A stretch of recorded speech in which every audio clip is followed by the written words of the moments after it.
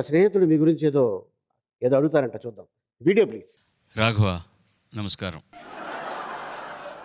వయసులో చాలా పెద్దవాడివి, అనుభవంలో చాలా పెద్దవాడివి. రాఘవ అని నిన్ను పిలిచేంత చనువు నాకు ఇచ్చినందుకు ముందుగా నీకు ధన్యవాదాలు. ఎందుకంటే మన ఇద్దరి స్నేహబంధం నువ్వు అసిస్టెంట్ డైరెక్టర్గా ఉన్నప్పటి నుంచి ప్రారంభమైంది. నాన్న దగ్గర పనిచేస్తున్నప్పుడు నాకు అదే గర్వం. నాన్నతో పనిచేశాను, నీతో పనిచేశాను. దాదాపు నువ్వు డైరెక్ట్ చేసిన సినిమాల్లో 99% పాటలు మగవాళ్ళ పాటలు ఉంటే నేనే పాడాను. దానికి ముందుగా నీకు ధన్యవాదాలు. 1-2 సార్లు నీకు కష్టం కూడా ఇచ్చాను, కొన్ని పాటలు నేను పాడను అని. ఏదో నాకు సాహిత్యం నచ్చక దాన్ని కూడా భరించావు, బుంగమూతి పెట్టుకున్నావు, సాధించావు తప్ప కోప్పడిపోయి తర్వాత పాటలు నాకు పిలవకుండా ఉండలేదు. అప్పుడు కూడా పిలిచావు. ఇవే కాకుండా మన ఇద్దరి మధ్య చాలా పరస్పరం మనం కలుసుకున్నప్పుడు కలబోసుకున్నవి, మనం గడిపినటువంటి అద్భుతమైన క్షణాలు, అందులో నీ చిలిపి మేనరిజమ్స్ ఇవన్నీ కూడా నాకు బాగా గుర్తున్నాయి. You are famous for them also. కానీ నీకంటూ ఒక గమ్మత్తైన వాతావరణం, నీకంటూ ఒక గమ్మత్తైన స్టైల్. కొంతమంది విమర్శించి ఉండొచ్చు, కొంతమంది దాన్ని ముఖ్యంగా మాస్ చాలా ఎంజాయ్ చేసి ఉండొచ్చు.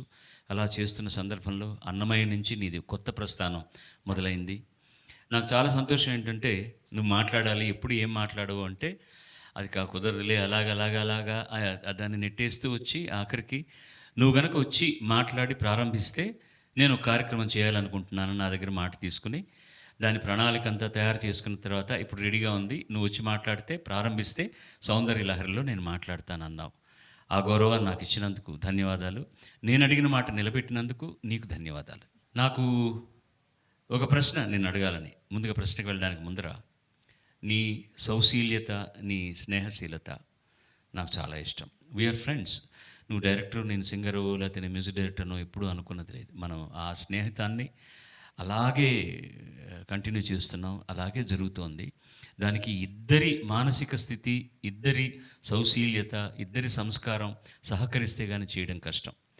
ఈనాడు ఒక సినిమా పడిపోయిందని నువ్వు కుంగిపోయింది లేదు, బాధపడింది లేదు. అలాగే చాలా గొప్ప అవార్డులు వచ్చాయి, గొప్పగా సిల్వర్ జూబ్లీలు సంవత్సరాలు ఆడిందని చెప్పి పొంగిపోయింది లేదు. అప్పుడు కూడా వేదిక మీద చేతులు కట్టుకునే నిలబడ్డావు. ఇప్పుడు కూడా అలాగే ఉంటున్నావు.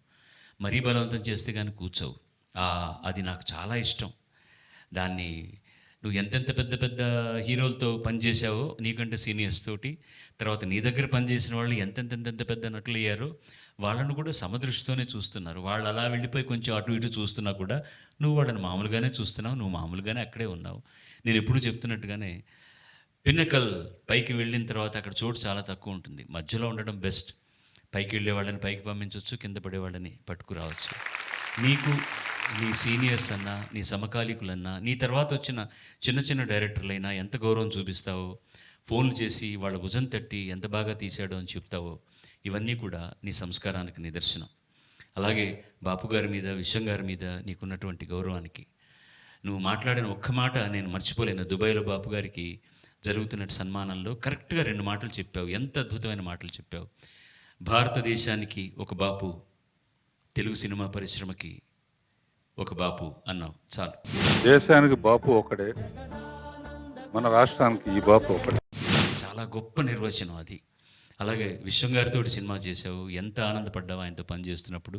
విశ్వం గారు నువ్వు పనిచేసే ఆ పద్ధతిని చూసి ఎంత నేర్చుకోవాలరా అతని దగ్గర నుంచి.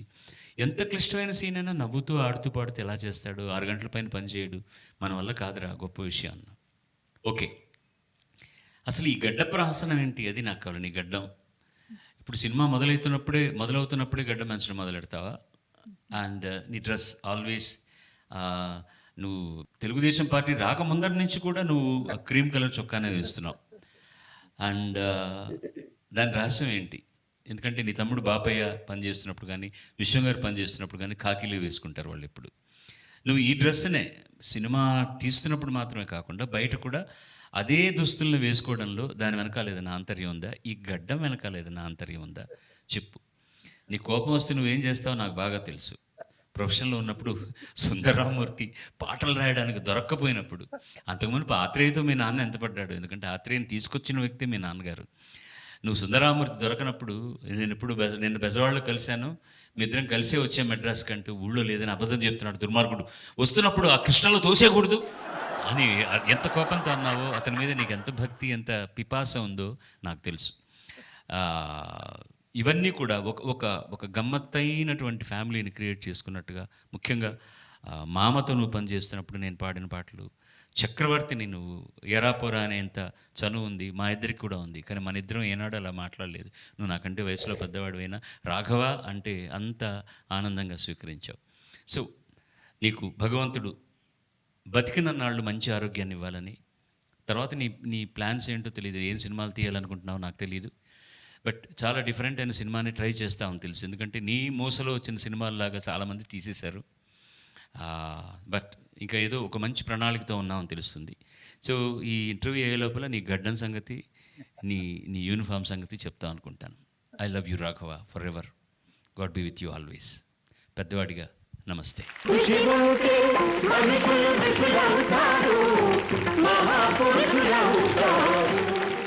Thank you Balu. I love you two.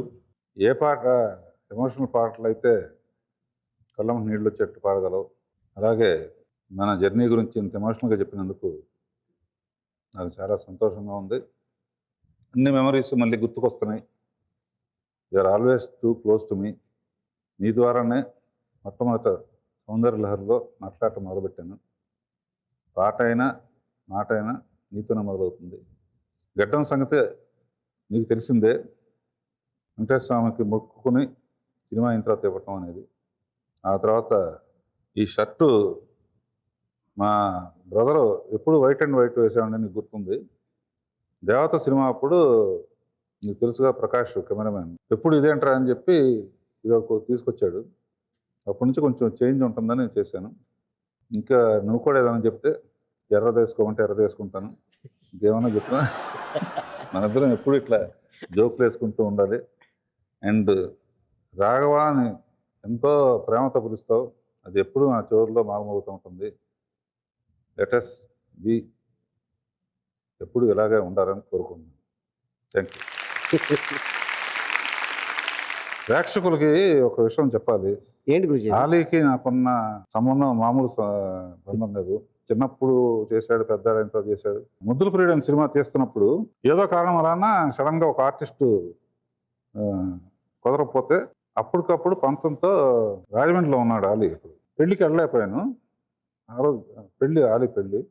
నేను ఫోన్ చేసి ఏంటి ఇప్పుడే ఆ పెళ్ళి అయింది, వచ్చిన తెలియారు అది అన్నాడు. అది కాదు, నువ్వు నీ వైఫ్ మీ బంధువులు అందరూ ఇమీడియట్గా అక్కడ మనిషి ఉంటాడు వస్తాడు. నేను చెప్తాను గురించి, అది నేను చెప్తాను వాళ్ళకి. 23వ తారీఖు నా పెళ్ళి, 24వ తారీఖు రిసెప్షన్. మా ఆవిడ నేను చూడలే, ఎందుకంటే మొత్తం కప్పేసి ఉంది.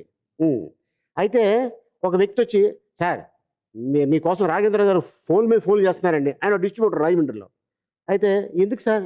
ఏమో తెలియదండి అంటే, సరే అని చెప్పి ఆ రిసెప్షన్ పక్కనే, నా జరుగుతున్న రిసెప్షన్ పక్కనే ఒక హోటల్ ఉంది, మహాలక్ష్మి హోటల్ రాజమండ్రి. అక్కడ రిసెప్షన్లో ఫోను, ఏరా బాగా జరుగుతుందా? బాబా సార్ బాగా జరుగుతుందండి, అది వాళ్ళ సాయంత్రం reception. Okay, very good. Reception అయిపోయిన తర్వాత నువ్వు మీ ఆవిడ హైదరాబాద్ వచ్చాయి. ఏంటండి? ఎందుకు సార్ హైదరాబాద్? అలా కదరా, నువ్వు నన్ను మీ పెళ్ళికి పిలవలేదు, నేను రాలేకపోయాను. ఫస్ట్ నైట్ ఇక్కడ చేస్తా. ఏంటి మీరు కరెక్ట్గా చెప్పండి అన్న. అవునరా, ఇప్పుడు నా సినిమా షూటింగ్ ఉంది, నువ్వు వచ్చావనుకో, నా అలీ నా కోసం వచ్చాడు అని నేను చాలా ఆనందపడతాను, గర్వపడతాను రా. అవునా, మీరు ఇంత మాట చెప్పారు కాబట్టి గ్యారంటీగా అని నేను, మా అమ్మ, మా ఆవిడ వైజాగ్ నుంచి ఫ్లైట్, ఎయిర్పోర్ట్లో ఉన్నాం. ఏంటి సార్ ఏ షూటింగ్? అన్న. షూటింగ్ కాదు, పెళ్ళి అయిందండి. అవునా, ఎక్కడికి వెళ్తారు? హైదరాబాద్ వెళ్తున్నాం. ఏంటి సార్ హనీమూనా? Yes honeymoon. రాఘేంద్ర గారు అరేంజ్ చేశారు మా హనీమూన్. సరే అయిపోయింది, షూటింగ్కి దిగ్గానే షూటింగ్ అయిపోయింది. నాకు తెలియకుండా సాయంత్రం పక్క సెట్లో కృష్ణరాజు గారు, నగ్మ గారు, రాజశేఖర్ గారు ఉంటే గ్యాంగ్ మాస్టర్ షూటింగ్, వాళ్ళని పిలిచి మా సెట్లో వెంకటేష్ గారు, రంభ, నేను అందరూ ఉన్నాం. అందరిని పిలిచి పెద్ద కేక్ కటింగ్ అయిపోయిన తర్వాత ఒక ఫోటో, ప్యాకప్ అయిపోయింది, నువ్వు రూమ్కి వెళ్ళిపో అన్నారు. రేపు కూడా షూటింగ్ ఉన్నాను. వెళ్ళేసరికి ఈ ఫ్లవర్స్ వేలాడుతున్నాయి రూమ్లో. ఓహో, రాఘేంద్ర గారు మామూలుడు కాదు అయ్యా. అది అలా జరిగింది. ఆయన ఇద్దరు నా ఫస్ట్ ఎయిడ్.